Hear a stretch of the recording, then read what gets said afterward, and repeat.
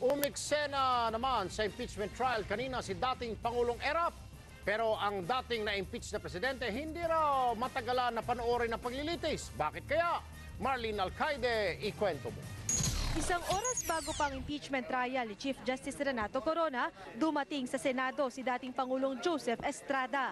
Pero ang dating na-impeach na si Erap, hindi na pumasok sa gallery para manood ng proceedings. Tumambay na lang siya kasama ang media sa labas at sa TV na lang minonitor ang paglilitis. Bigla raw kasing nanariwa ang mga eksena sa sarili niyang impeachment na siyang dahilan ng pag-alis niya sa Malacanang noong 2001. Pag kinukumpara ko yung impeachment ko dito, parang naalala ko yung aking impeachment, a nightmare. Sabi ni Estrada, kung tinapos lang daw noon ang kanyang impeachment trial, tiyak na na-acquit siya. Matatandaang nag-walk out ang prosekusyon sa paglilitis kay Erap nang hindi payagan ang pagbubukas ng kontrobersyal na second envelope. Dito na nag-umpisa ang tinatawag na EDSA 2. That second envelope been open. That cost my presidency. Diba? Kung nabuksan. Hindi nabuksan, nag-walk out eh. Kaya para kay Estrada, maswerte pa rin si Corona. Patas daw kasi ang nakaupong presiding judge ngayon na si Senator Juan Ponce Enrile.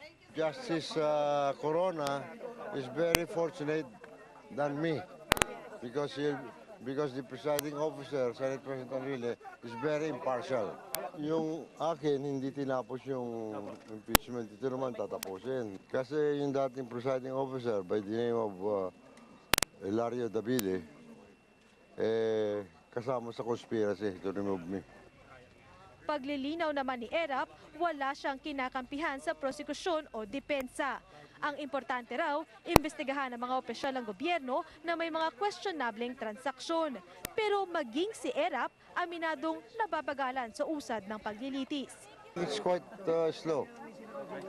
Matapos ang 2 oras, umalis na rin si Erap sa Senado. Marlene Alcaide, News 5.